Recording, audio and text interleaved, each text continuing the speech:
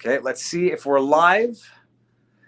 We look live. Am I going to see an update on the number of people watching to see that we are in fact live? Give it a few seconds. Make sure the connection is good because we're indoors. Do we look live? Must be 4:20. Viva, where are you?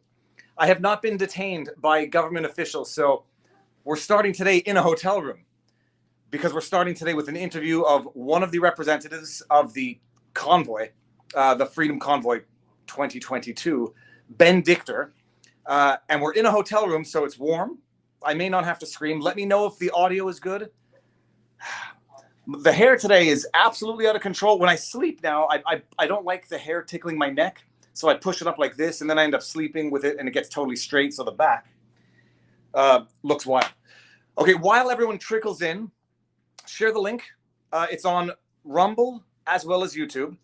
I'm going to go live, and it's going to go dark after this interview. I'm going to take myself out of the stream while I get in the elevator and go back down to walk the streets after this. So this is not going to be 3.5 hours indoors. It's just going to be, I don't know, how much time do we have? 30 minutes? As long as you want. Okay. It'll be, I got some questions. I know that the interwebs have questions as well.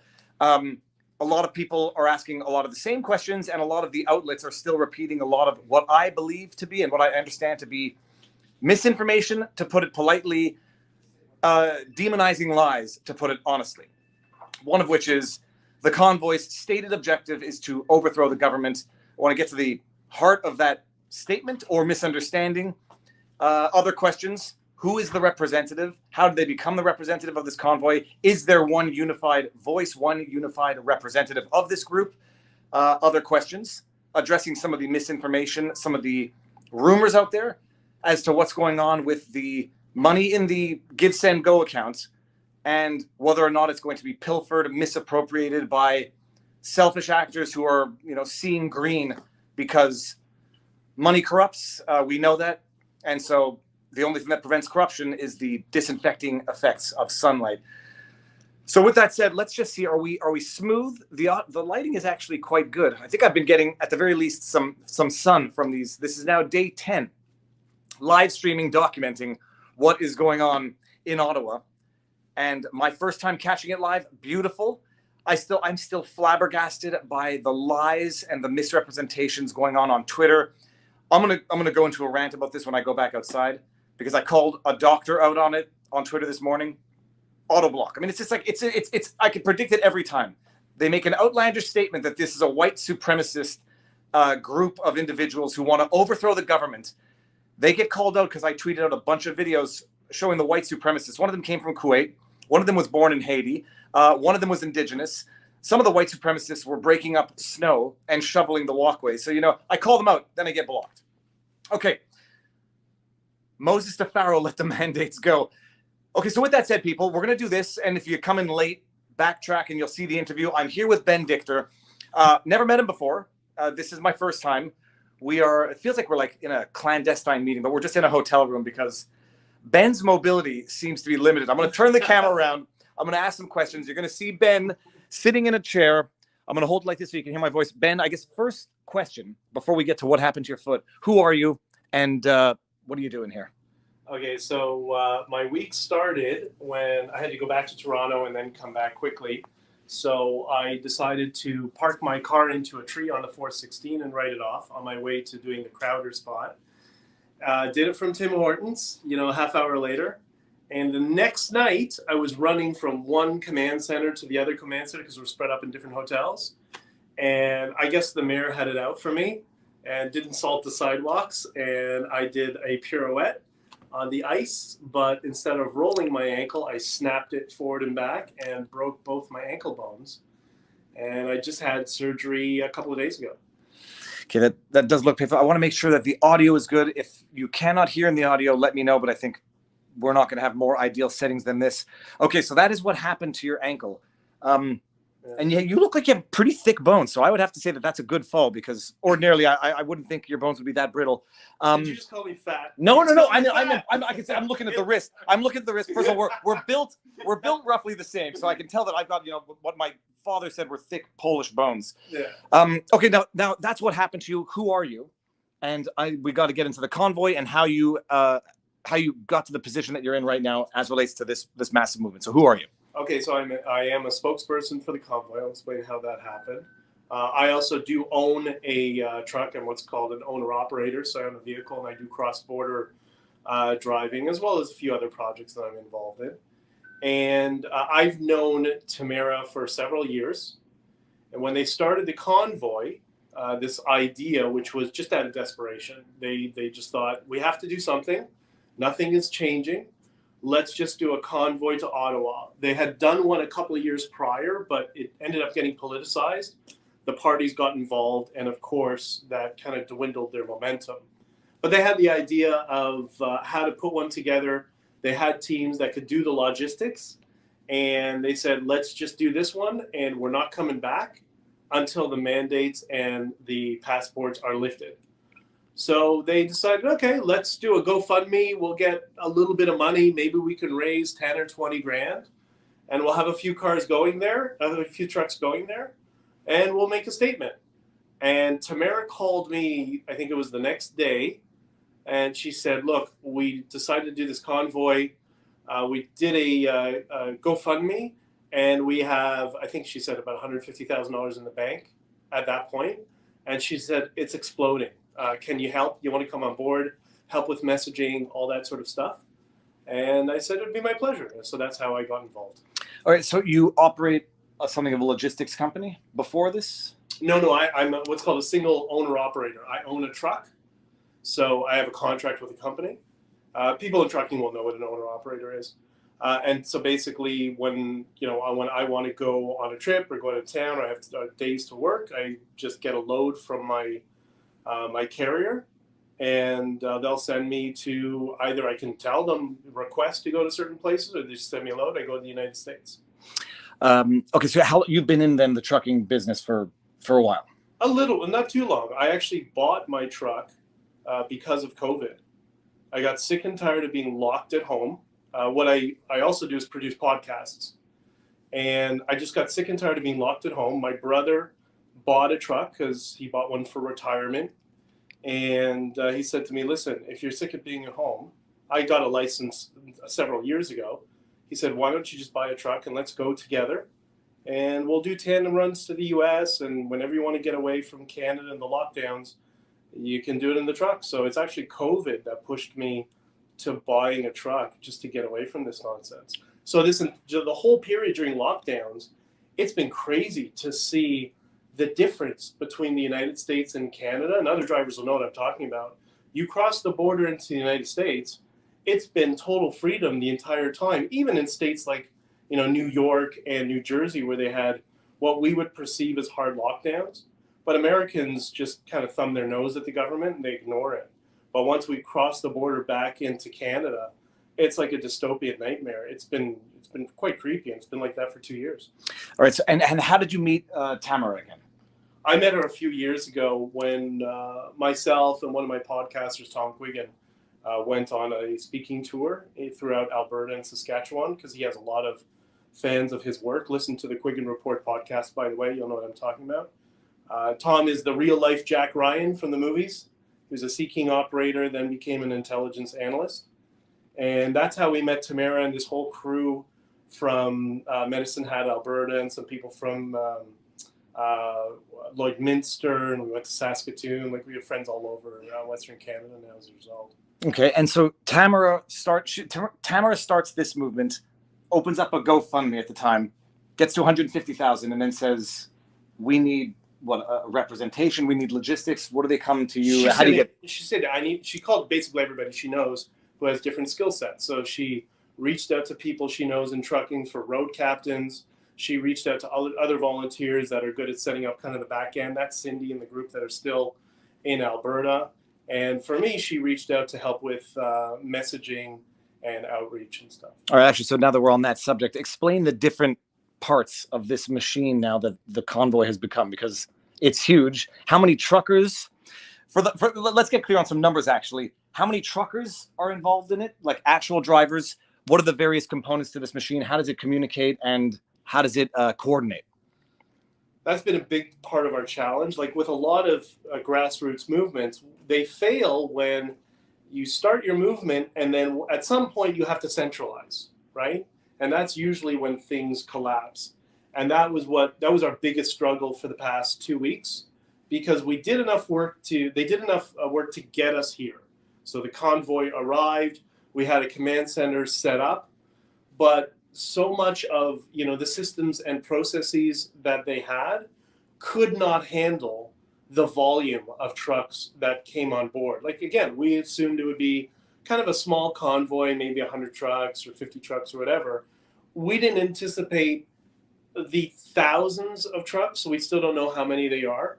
Because remember, a lot of people, and I want to clarify this point as well. A lot of people in the fake news media, I like to call them, say, well, or on Twitter, they say, well, there's only a few trucks, there's a bunch of pickup trucks. They don't understand that when you have a commercial vehicle, depending on the agreement you have as an owner-operator with your insurance, some guys can take their trucks wherever they want, some people can't. So what do? Instead of taking their commercial truck, they hop in their pickup truck and drive. But those people are still truckers, right? And when they come in their regular truck, they're coming with their family and their kids and all that sort of stuff. That makes sense. And yeah, no, it's about, in terms of determining the number, then is there a registration? Do people send their emails? Do you have an email list, God. like number buddy system as to how many trucks or truckers are formally here or part of this movement? It got so overloaded with all the requests that were going in that they couldn't keep track of the thousands of people every few minutes that were registering online. I haven't been to that command center yet to see if they finally tallied the number of trucks. But they're also spread all over, because remember, Ottawa police blocked them from coming into the city of Ottawa. So we have hundreds of trucks that have been sitting in farmers' fields for the past couple of weeks, just hanging out. Everybody's having a barbecue together, waiting for either if they're going to move to another destination or come into Ottawa. Like, that's the backup of the backup of the backup of the backup. There's so many that spread out all over. All right, and then you got trucks in Ottawa, trucks in Quebec that have been stuck there since the bridge was closed, sectioned off over there. Then you've got the trucks going to Quebec City. You've got the trucks in Coutts. You got the trucks in Windsor. Do you have any idea, rough number, how many truckers are involved? No idea. I had no clue. All right, and then communication, say, between Ottawa and Windsor. Are you guys up to speed on the latest developments of what's going on in Windsor? Okay, so the Windsor blockade, for example, that's not us. Okay. We have inspired people, I guess, in their local regions. They did the same thing in Alberta and in Vancouver, apparently. On the border between BC and Washington State. We never actually had blockades in our strategy. We're never going to go that direction. We had something else that was more passive, not quite as aggressive. We support their right to protest. That's great, but that's not actually, that has no involvement in our group. Okay, actually, so good thing to clarify now, because then I'm not totally clear on this. Mm-hmm. We know that there's a blockade which may or may not be dissipating now in Windsor. There's the blockade in Coutts. There's what's going on in Ottawa. What are the various entities by name, by structure, and what is the geographical scope of what we're calling the Freedom Convoy 2022? So break down the different entities, who's in charge of them or who's not in charge of them, and the scope of the Freedom Convoy 2022 here, because it's going to be relevant as relates to the monies raised. I think what has been a problem for the government is there's no specific entity in each place, and there's different grievances. So, for example, the Coutts border in Alberta, those people are going after Jason Kenney. That's who they're upset with. They're not even focusing on Justin Trudeau, whereas we've been focusing on the federal mandates and the federal passports. Something else that's interesting, it started with truckers, but then we had farmers that came out with their tractors, started doing blockades. And when the premier of New Brunswick, I think it was, when he said he passed some sort of law, emergency measure, whatever, that if you participate in a convoy, it's an illegal act and you can lose your driver's license for a year, something stupid like that. People in the fisheries industry who have lots of friends in trucking decided, okay, we're going to block the fishing ports. So apparently, at some point the last week, there were 170 points of entry in Canada that were blocked at random times. And this is all organic. This is all different groups of people saying, the guys in Ottawa have a great idea. Let's go. Let's get in our trucks and let's do it down the street. Okay, so I mean, basically, I made the joke on the streets that it's like Fight Club with Fight Clubs, Yeah. you know, organically arising in different cities, except it's Convoy Club. Yeah. And so then this is going to get into this will get into the money question, Mhm. but also the scope. What we're referring now as Freedom Convoy 2022. Yeah. Is that what is specifically limited to Ottawa? Yeah, so that is now a registered charity. So it's a nonprofit that we're setting up for all of this, and that's specifically for the Ottawa convoy, and specifically with the mandate of fighting the vaccine mandates and the federal passports. We have a board of directors. We are the ones who've been working first with GoFundMe. Our lawyers were, chasing GoFundMe to try to get money released, and then with Give Send Go, Dave Rubin has reached out to us as well and is setting us up on locals. Hopefully, I'll have that completed today. And we also have a group of people from the Bitcoin community who built the equivalent of GoFundMe, but in Bitcoin, because they saw what was happening and they predicted accurately that we would eventually have monies blocked from GoFundMe. I got to tell you, I was not even that cynical. I mean, some have said I've been black-pilled, but I've certainly been red-pilled. I was not even that cynical that GoFundMe would go the way they went. Now it should be go F me. But okay, so Freedom Convoy 2022 itself is a registered not-for-profit or charitable entity. That's right. That occurred relatively quickly. Yeah, within the past week or so. Okay. I just signed the documents 3 days ago, I think. And that Freedom Convoy 2022, we're going to refer to that as one entity, people, so you will understand the structure, or I say this without criticism, lack of structure for the various blockades, protests, convoys. Freedom Convoy 2022 is exclusively what we're seeing in Ottawa with the trucks that have been kept out in Quebec and over here. So limited to Ottawa. Their objective is end the federal mandate, which involves plane and train and trucker vaccine mandates. Yeah, well, it's the overall, all the mandates requiring vaccination, and it's called ArriveCan is the application you got to put on your phone. The ArriveCan app, which has your COVID data on your phone, which I don't know if you saw my interview on Tucker, but what I explained was the very first time I used it, which was a week before we started here, I crossed the border into Ontario. I drove up to the booth in New York State, and I have it on a different phone. I had my phone. I held up my QR code, and I said to the border agent, here's my QR code. I guess it's my first time, and he said to me, "Oh, don't worry, I don't need it." So what do you mean? He said, "Oh, we can detect your phone in a certain radius, and it just popped up on our screen, so I have all your data in front of me already." And I thought, well, what's going to prevent the government from deciding to do that in all government buildings and not limiting that just to the border? So for me, that was a red flag. And that was on my other phone, which doesn't have a SIM card. It was only logged in to a Wi-Fi I have a US account, a US Wi-Fi in my truck, yet they still were able to track that phone was within a certain radius of the border. And then a week later, he breaks his ankle. No, Steve Bannon. No coincidences. No, I'm joking. Okay, so that's Freedom Convoy 2022. What is the convoy that's responsible for or was participating in the Windsor Ambassador Bridge blockade? If you know, I don't. From what I understand, there's people. I don't know if it was anybody from our group. I think there were people. Like once we got here and we were successful, then we just heard, okay, there's convoys all over the country and then all over the world. Like, okay. And this is the issue. There's convoys in groups all over the country, all of whom speaking. And when they speak, let's just say the mainstream media or the politicians hears these various voices as one entity that they're lumping with Freedom Convoy 2022. So let's say, does the Freedom Convoy 2022 that's here and for which the money was raised initially on GoFundMe and now on Give Send Go, have they issued a formal mission statement? I saw something of a memorandum of understanding, but has the Freedom Convoy issued any formal written statement about objectives? Yeah, so we have a couple of people doing public relations that have been issuing statements and putting them on the web and all that sort of stuff. The mainstream media ignores it anyways because they're just mainstream legacy media because they're not mainstream, right? They tend to ignore this stuff anyways and come up with their own narrative.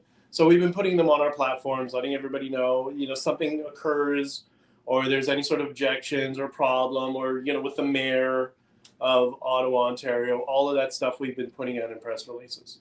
Okay, and now I'm going to tackle one question. And Jagmeet Singh and then the other members of the media have said that the convoy's stated objective is to overthrow the government. And I'm saying their stated objective, which was the quote, is to, quote, overthrow the government.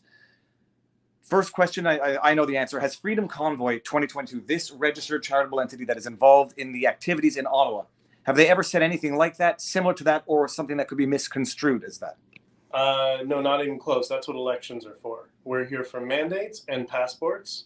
We have a minority government. At some point, there's going to be an election, and the parties will deal with that. But we have no interest in subverting democracy in any way, shape, or form. This is just about getting our freedoms back and getting rid of this tracking app. That's all. And now the next question, have you heard of any of the other various offshoots, sub-entities which are not formally affiliated with or connected to? Have you heard of any of them saying that their goal is to overthrow the government in an organized sense, not in individual people on the street, in an organized sense of any of these other entities? Have you heard them say that? Oh, kill me. I don't know if I've heard it. It's specifically worded that way, but there are some people that are very, very careless in their language. There's also people who are saboteurs who work either for the extreme left, like the swastika, remember? Yep. The swastika gate. That guy, somebody just happened to unravel a swastika in the back corner of a park, and there was a $10,000 cannon perfectly lined up to take that picture. And 20 minutes later, every NGO associated with the Liberal Party was blasting it all over the place, right? And then we had the guy with the Confederate flag, right? Why? It's Canada. We're not part of the Confederacy. And that guy, by the way, if you notice, he was wearing a full ski mask with sunglasses. It was a black balaclava. I'm telling you, that was Justin Trudeau because he does like to wear black things on his face. Looked exactly like him. So we're dealing with a lot of that, and there's also people who are. It's really disturbing. I mean, you learn this in politics. There are people who are paid operatives, provocateurs, if you will, that work for parties, work for people who are the executive of various parties, and their jobs are to kill grassroots movements.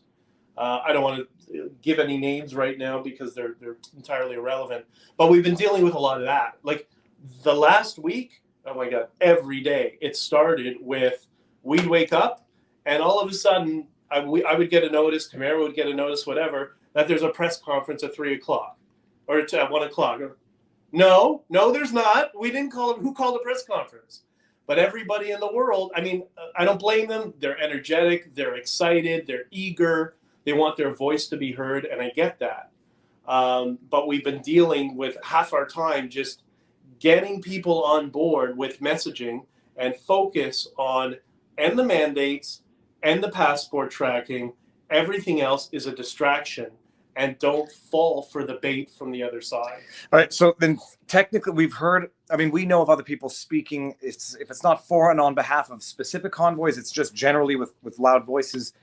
Who are, for anybody listening and wants to know, who are the formal and say exclusive spokespeople for the Freedom Convoy 2022? If someone says something and it relates to it, the only authorized people are whom to actually issue public statements for the Freedom Convoy? So myself, Tamara, and Dagny are official. We also defer to a couple of people that are on the teams. So there's somebody who's going to become visible later on today. I don't want to say who it is, but somebody in government who will be with Tamara. But we're the primary sources for official messaging. If that makes sense. Makes sense. And I'm going to ask an obvious question to the people who are still repeating CJAD. I'm looking at you. Aaron Rand, Natasha Hall, Elias Makos, Jagmeet Singh, National Post, The Guardian. for the people who are still saying that this convoy's stated objective is to overthrow the government, quote. And so therefore, how do you negotiate with people whose demands are that? What do you have to say to those people? We don't live in a third world dictatorship, although it sometimes seems that way right now. We will have an election whenever the next election comes, and that's what will be decided. This is exclusively about removing the mandates and Passport, the tracking app, and getting our freedoms back, because we can't. It's been going on for 2 years. You know, they're complaining here, oh, the Ottawa businesses are suffering. Yeah, what about for the past 2 years where everybody's been locked down? They seem to forget that, right? When it's their fault, it's everyone else's problem, right? But no, it's exclusively just this. There's no ambition to overthrow any government. And that's also why, if you've noticed, we've kind of kept the politics out of this. We haven't made it a partisan thing. We've had people from different parties reach out to us and make overtures. And we said, great, but the Liberal government is in power. We know there are people in the Liberal Party on our side. We know there's another 30 Liberal. I know from people on the inside of the Liberal Party who've spoken to me. There's another 30 Liberal MPs that want to follow the initial 3 and are really, really ticked off with Justin Trudeau and his response, because they're embarrassed, right? This is going to be their legacy. Mm-hmm. Like, look at it this way. You live in Quebec, right? We've both grown up in Canada with this baggage of Quebec separatism, and Alberta doesn't like Quebec, and the West doesn't like Ontario. Well, everyone hates Ontario, right? But that's been the baggage that we've had. And the very first day I was here, I couldn't believe it. You must have seen this too. I went to the end of the park behind Parliament Hill, and I followed this massive line of tens of thousands of people crossing over into Ontario from Quebec, holding Quebec flags and Canadian flags, going up to Parliament Hill to meet their brothers from Alberta. They started hugging each other. Yeah, I got a couple of pictures of guys. One guy has a sign that says freedom, and another guy next to him, his sign says liberté. They couldn't speak to each other, but they said, come, let's have a picture and hug each other, whatever. We went into the Tim Hortons. One of our team, one of my friends went to Tim Hortons, and she came back, she said, I couldn't believe it. I was in line, and there were these 2 guys, 2 truckers. Clearly they know each other, because they didn't just meet each other in line. They were talking and joking and laughing and whatever, but they were using Google Translate, because one was from Quebec and the other one was from Saskatchewan. So this is what happens when the media and politicians get out of the way. We all unify and we respect each other's differences, and we in fact embrace them. It's been the most beautiful experience, and I never ever thought I would see this in Canada. It's been amazing. I'm sure you've seen it too. Well, I was going to say, actually, and those who have been watching the 10 days of live streaming, at one point I ran into a French Canadian who was saying how he was a separatist, and he was almost saying it apologetically because he was here with a unified Canada. And I said, first of all, you don't need to apologize for that. People are entitled to their political beliefs, but that is the level of, you got French Canadians coming from Quebec with the drapeau des patriotes, and it is amazing. Liberté, freedom on these cars on Quebec, and it's beautiful. But then you've got, I mean, I got to ask you this. You have seen the crowd here from day 1. I only saw it from day 3, the Monday after it all started. And I knew what I was being told on the news. How do you feel? What's your reaction when you hear these guys who, I don't know if they've been here since day 1, referring to this group as white supremacists, racist, misogynist, anti-black racist, transphobes, anti-Semites? I mean, how does it make you feel? And what do you have to say to the world? I find it hysterical, and I laugh at it. And I say, you know what? Why don't you come to my synagogue next time we have high holidays and tell them all that I'm a white supremacist? Like, it's the stupidest garbage over. That's all they have.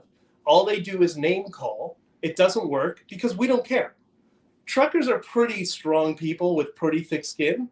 And, you know, there's some colorful language on the CVs when you're in a truck. Not as colorful as kids playing Call of Duty on Xbox, by the way, but quite colorful. Call us whatever name you want. We don't care. It's not going to change anything. It's like whiny children. That's what our legacy media has devolved into, and it's quite sad.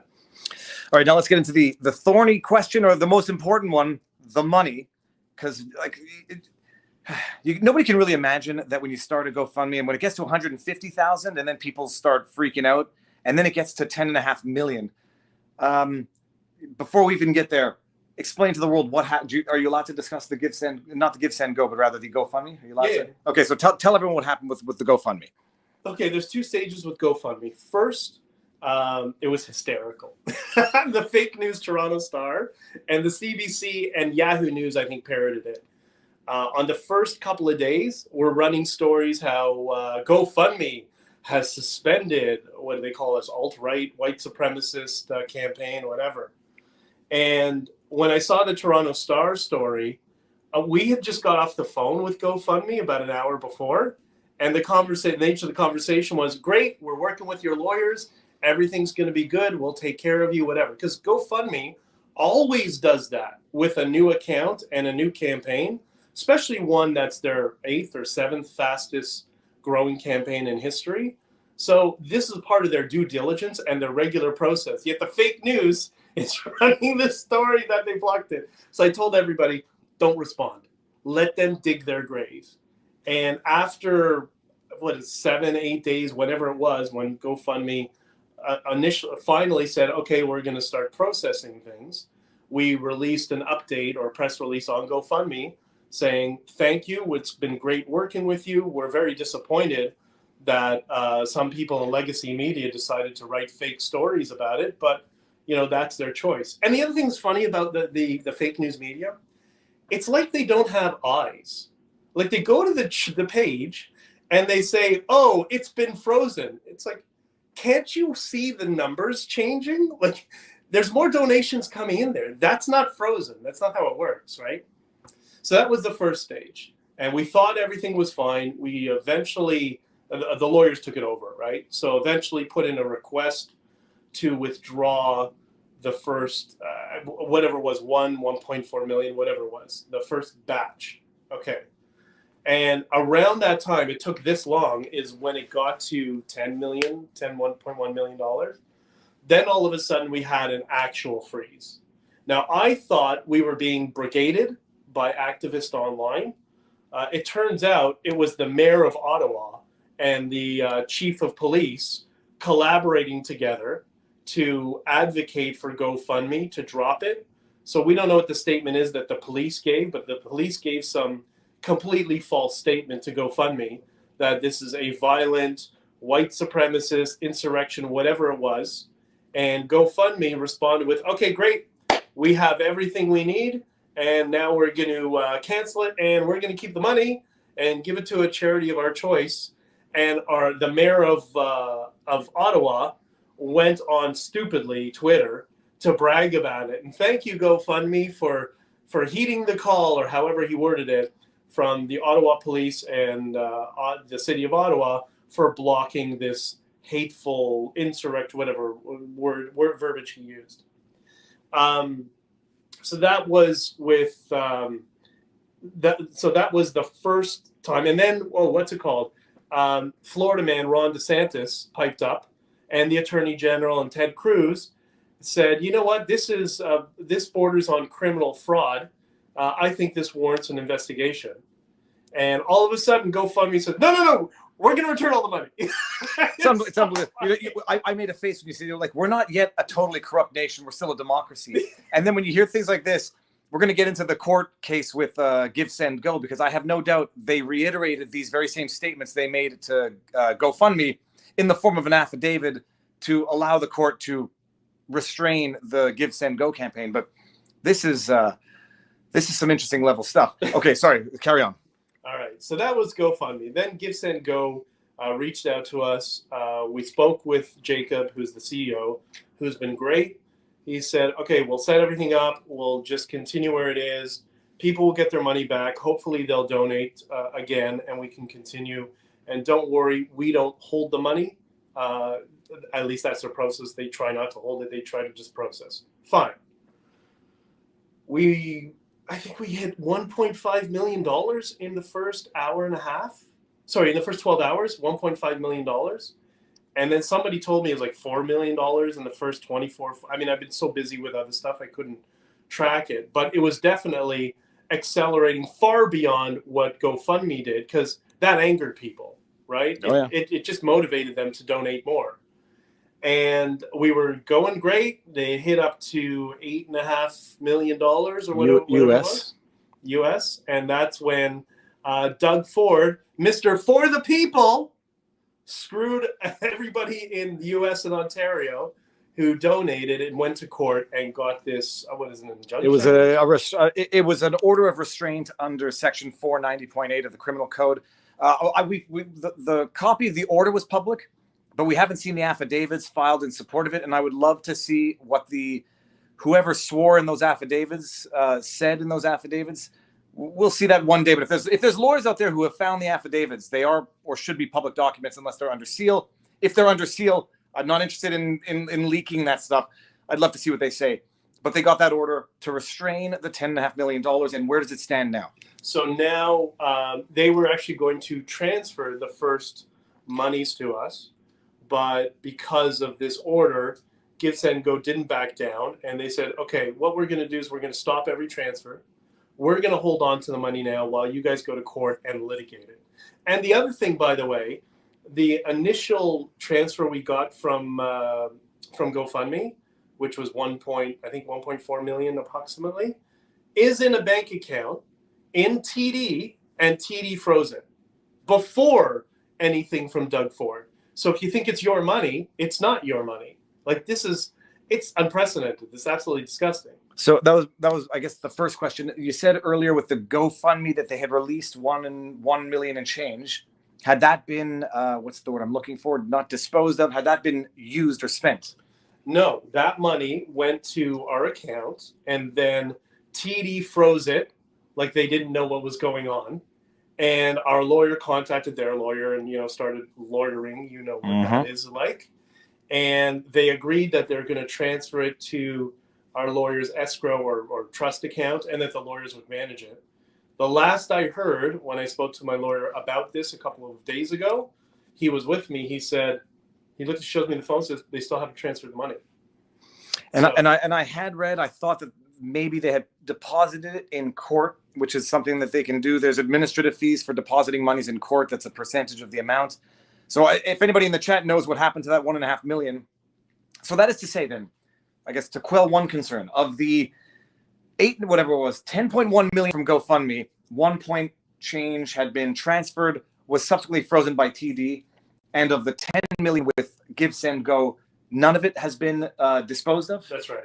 All right, and then, I mean, what is the plan with that money? Like, the concern of the people out there is that you, Tamara, or the other organizers are going to line their pockets, line their friends' pockets. Is it you have an auditor for the not-for-profit? Yeah, we have an accountant on board that's setting everything up. The first step is to get the money released, and that's what our lawyers are going to deal with this week. Tomorrow they're going to court, and they're going to start fighting it and try to get this freeze lifted by the Ontario government. I'm staying out of it. I don't want any of this money. I want this money to go to the truckers. That's what it's for. And that's where it's going to go. So when we initially put the GoFundMe and this stands, the money was for the cost of the journey, because there are additional costs beyond, just fuel and food and repairs and stuff like that. Like, I don't know, legal fees that Doug Ford is bleeding from us. I mean, we'll just have to litigate it, and eventually we'll get it. I mean, unfortunately, that's just, how this. Yeah, no. And I saw some people asking, TD is Toronto Dominion. It's a national bank here. And yeah, the lawyers are not going to have to worry about getting paid, because even if there's a freeze on the funds, they will release the funds necessary for a defense. We live yet in that type of corrupt regime, although, not far off. So that is to say then, none of the truckers and none of the administrators, none of the reps have seen $1 of the money's raised yet? Of the money's raised, no. They will. So what we've been doing is out of pocket. We've just been taking our own money and giving it to drivers and helping them out, and throwing them $500 here, $500 there, to as many drivers as possible. Some people have been walking around giving cash donations to drivers just to help them out, which is great. I mean, it's been keeping everybody happy. And then the other thing that happened in parallel to this was the Bitcoin community, and everybody gets scared when they hear the word Bitcoin, and they shouldn't. But the Bitcoin community was monitoring this, and they saw what was going on. And these are some very serious players in the Bitcoin community. And they started a tally coin fund, which is basically GoFundMe, but in Bitcoin, to collect Bitcoin for the truckers. And today is actually the day we're working with an exchange to start converting some of that Bitcoin into dollars so we can send it to some of the drivers. That's today's goal. Okay, interesting. And then what is the ultimate what's the ultimate goal, the plan with the monies? I mean, you're going to reimburse cost of travel, food. Is it to reimburse for lost remuneration? If we have enough money for that, for sure. So the Bitcoin fund initially was for legal, because they were quite fed up with how the government had behaved, and the media, who's been smearing us all, calling us different names. And that's why I put a tweet out a few days ago with just the words Nicholas Sandman. And we already have a strategy. So that's what the chunk of the Bitcoin money is for. But because everything else is being held up, we're going to take a portion of that and start giving it to the drivers. And we have an idea of what everybody needs just to stay afloat, comfortable, have food, all that sort of stuff. So that's our primary goal right now. All right. And just so everybody also out there can be a little quelled, I'm not a not-for-profit expert by any means. I just know that typically they have to appoint an auditor, correct, to provide audited financial statements? It's the first time I've ever been involved. I think that's a requirement. So you will see what the registered nonprofit does with the funds. Yeah. And I won't use hyperbolic analogies, but people get in trouble if there's pilfering or whatever. I guess the main question is this. People raising monies for the other convoys, the other entities that are not formally Freedom Convoy 2022, who's controlling that, what's regulating that, and who knows what's being done with those funds, if you know? That we can't do anything about, right? Like, there are so many different, not only in Bitcoin and crypto, but just in this regular give, send, go, and so many people have been and GoFundMes. People have been setting up their own drives. I mean, there's some people are scammers, some people aren't. There's individual groups, like smaller groups that ran their own GoFundMes, raise like 20, 40 grand or whatever for their expenses. That's fine. I mean, that just doesn't have anything to do with us. But listen, if a group of the 50 trucks want to go together and operate on their own, okay, cool, we support it. And people, you have to appreciate this as well. There's a certain element of due diligence that's required in people donating, so that you know that you're donating to a legit fundraiser. If someone sets one up, make sure you know the person, and that you're not just, pulling a what was it, Bobbitt McClure, the gas station, the homeless person who gave his last 20 to the woman to get gas, and they raised 400,000, and it was all just a ploy from the beginning. So this is one thing that's interesting about Give, Send, Go, and I spoke with Jacob myself just a little while, not about this, just in general. And he says, like, Give, Send, Go is community-based in a sense, so that you know who you're giving to. So if random charities pop up, you could be a little suspect. Okay, so I guess then now the next question. What's logistically, unless I have not satisfied everyone's concerns about the financial aspect, digest, do your own due diligence, and and we're going to be doing more. We're going to be doing some more Twitter Spaces. There was a Twitter Space last night with David. Was it with Amber, or David Amber had done one, but he's a lawyer? It was 2,000 people yelling at me for 2 hours, and I'm like, guys, with Ottawa residents all over the world. Okay, primarily Canada, U.S., but all over. So I said to them, well, what we're going to do is we'll do some more Twitter Spaces so people can come in and ask questions. Like when I left, there was another, 30 or 40 questions that were remaining. But I guys, it was 1 a.m. I was getting to know myself with this leg. So I said, we'll do it more regularly. And I think we're going to bring Nick, one of the Bitcoin guys, in just to discuss a little bit more on our strategy with getting money to the truckers, and people can ask and get a little bit familiar with that, because that's how we're going to have to operate, at least for the next however long it takes our lawyers to get some action in the funds. All right, and I guess this brings us into the next and probably last category, the operations plan of action. What is the latest? The injunction to cease honking horns, from what I can tell, has been respected. That expires in a few days. What's the latest on the lawsuits, and what's the plan going forward, strategy-wise, in terms of your occupation in Ottawa? Occupation, good. You mean parking? That's what we do. We've been parking. Okay, so with respect to the current strategy right now, like yesterday, there was a big hoopla because the mayor of Ottawa reached out to us. And the mayor of Ottawa made a request, can you, move some of the trucks from residential areas, alleviate some of the congestion and all that sort of stuff. So we said, yeah, because we're insurrectionists, so obviously we're going to work with the government, right? So we agreed and we said, okay, we'll help alleviate some of the traffic. We're not going anywhere. All the trucks are staying there, but we'll jockey them a little bit just to help ease some of the congestion for the residents. With the injunction that you said, by the way, I don't know if you took a look at it. It was hysterical. The fake news media reported that we lost an injunction for honking. That's not what happened. There was an injunction against us for everything. They wanted to seize vehicles. They wanted to bring in wreckers to tow them. They wanted to fine people. They had this long list of things that they wanted that were completely ridiculous. You as a lawyer would have laughed at it, right? So the judge struck down everything except for one. Which I presume you consented to in the first place, to stop honking between 8 and 8. It was stop honking only air horns and train horns, which are quite loud, yeah, and limit them to a certain designated area. Because the judge said, I can't argue that train horns in the middle of the city aren't a nuisance. And we said, okay, we get that we understand. But they lost everything else. So the fake news media spins up and says, oh, Convoy loses injunction on horns. It's like, no, the horns was the smallest thing that they were requesting. And so what's the latest in that? That lawsuit is going to continue carrying on? I guess so. And logistically on the ground, like, what's your plan of action? It's been 2.5 weeks now? Yep. So right now, we celebrated the 3rd week of Trudeau's truck stop on Sunday. And we have quite a few celebrities, actually, who've reached out to me in the past 24 hours who want to fly up here and come and speak on the stage on our behalf. So we'll just continue doing this until the government realizes maybe we should just drop the mandates in the passport. It's, you know what? It's infuriating, and you'll understand this.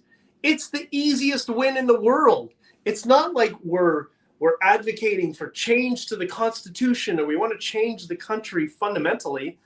Just drop the mandates. That's it. Just let us get back to normal. That's all we want. Well, this is, and by the way, this is the strategic mistake. Like, even in battle, you have to watch what you say because some words cannot be unsaid. And so when Justin Trudeau comes out day 1 or day 2 and calls them every name under the sun, effectively likening them to terrorists, he then puts himself in a position where he can't compromise anymore. And it's as a result of overplaying your hand, but also just allowing ego to get involved in the debate. Some things can't be unsaid, and some things, when you say them, you then limit your own ability to negotiate with yourself without putting yourself in a position of being a hypocrite. But if the media were doing its job and just accurately portraying what's going on here, I think the public opinion would be more favorable to just sit down and negotiate with them, and as opposed to too many people, in my view, actually think that this entire convoy is defined by consistent examples of bad flags and bad actions, whereas those are the excessively rare examples that I think there hasn't been one since the beginning, since day 1 or 2. And the other thing is, it's hysterical. The 2 spokespeople who really got this started with our team, one is a Métis woman from Alberta, and the other is a Jew. But Prime Minister Blackface, he's the virtuous one who's not racist. He is the most racist person to hold office in our country's history. It's gross. But whatever. Don't really care.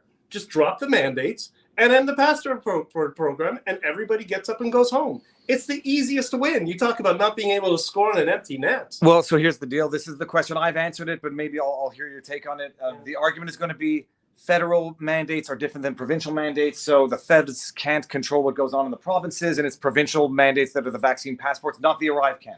So would the Freedom Convoy 2022 be satisfied if the Arrive can and federal mandates were lifted, but the provinces still maintained whatever provincial mandates they had?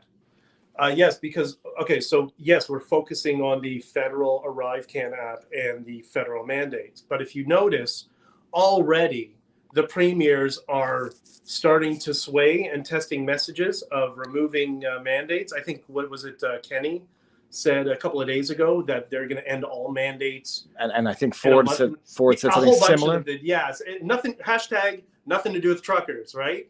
That's fine. But I think once you see the federal requirement is gone, the rest of them don't want to deal with this either. And I think you'll see the provinces will fold like everybody else. And not telling you guys how to do your job, but if you insist on the Fed not subsidizing the provincial vaccine passports with $1 billion federal dollars, that might limit a province's willingness to partake in a program for which the government has promised $1 billion to the provinces. Because why would anyone leave good money on the table, especially when it's not theirs? Yeah. So, okay, now everyone, I'm going to wind this interview down in a few minutes. I'm going to go black for a few minutes while I go outside. Don't leave. Don't think the government got me. I just don't want to have any connectivity issues while I get in the elevator. So I'll bring myself out and bring myself back in. But final words, Ben, what do you have to say to the world? What do you want the world to know who's watching now with a reasonably open mind? And what can we expect in the coming days? If you can, come to Ottawa. It's the best vibe I've ever seen in Canada's history. It's a party. It's a festival. There's music. There's food. Like if people they come back to the hotel, I can't eat. Everybody's been giving me food all day long. It's people hanging out with their families, meeting new people, falling in love because they've been trapped for the past 2 years. But now everybody's finding friends across the country. It's amazing. I can't tell you the feeling that's going on here. If you can come here, come here. If not, watch the live streams online, share it with people, get engaged. This is how we're going to fix things that are happening in all of these countries where our freedoms are restricted. And I think the people in the political class, I could give the example, those 30 Liberal MPs, they're not evil. They just haven't realized that, okay, we're taking things a little too far. And people just want their basic rights of freedoms, and they want to go on with their lives. But until that happens, it's so much fun. I got to tell you, it's great. And now we are expecting a declaration from Justin Trudeau or a press conference. I don't know if it's happened yet, actually. Chat, let me know if Trudeau has already spoken, because I'm disconnected while I'm streaming. If it hasn't happened yet, what do you understand that Trudeau's going to say? Or what do you expect from Trudeau and its impact potentially on the convoy? I have no clue. I mean, I would think if I was logical, what he would be doing is setting the stage for messaging in the next week or 2 weeks that they're going to end mandates, and it's because they saved us with their policies of locking us down. And because of that, we got Omicron, and Omicron's not killing anybody. So now it's time to open up. I think that would be logical, right? It's an easy win for them. The only problem is, when he did the press conference 2 weeks ago, I think it was, somebody asked me, what do you think he's going to say? And I went on to Twitter and I said, prediction, Prime Minister Blackface is going to come out and call us all racist, ex-phobes and bigots and Nazis. And that's exactly what he did. But I think that strategy has run its course, even amongst his own people, his own base. I saw a poll today that amongst Liberal voters, his handling of the truckers, they give him, his approval rating is 15%. And in politics, most people who know, like when you're in a leadership contest, if you're below 20%, you resign. Now, he wouldn't just because it's one isolated incident. But it just goes to show that they have the numbers and the data to show them that this strategy is the wrong strategy and they should reverse course. And I think Canada will be much better off if they do that. And it'll be good for him. You know what? Yeah, he'll be a little bit bruised politically, but he'll come out and say, I listened to the people. We did what we thought was right. Maybe it was wrong. We don't know. But everybody is free. And now we can be a unified Canada again. All right. Awesome. So final words now, where can people find you? Where can people find contacts for the convoy? Where can they get their questions answered? And what can they do to help? Okay, you can find me on Twitter. BJ Dichter is my Twitter handle, and on Getter as well. I just signed up for Getter because, it's only a matter of time, right? Tamara as well. So Tamara_NVC on Twitter. We haven't set up. Hold on a second. Dichter, people, is Dichter.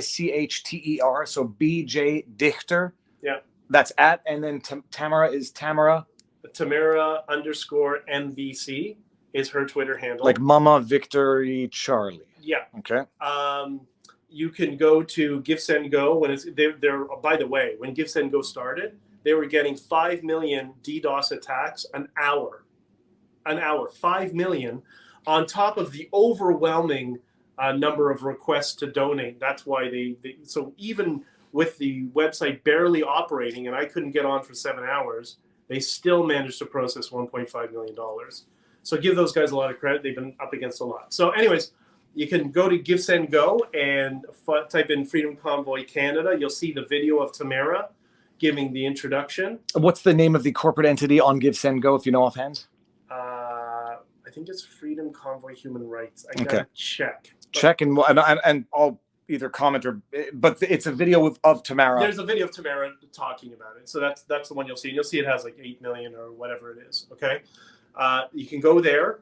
I'm going to be on the phone with Dave Rubin's people again. So you'll be able to go to freedomconvoy.locals.com. We're in the middle of setting them up.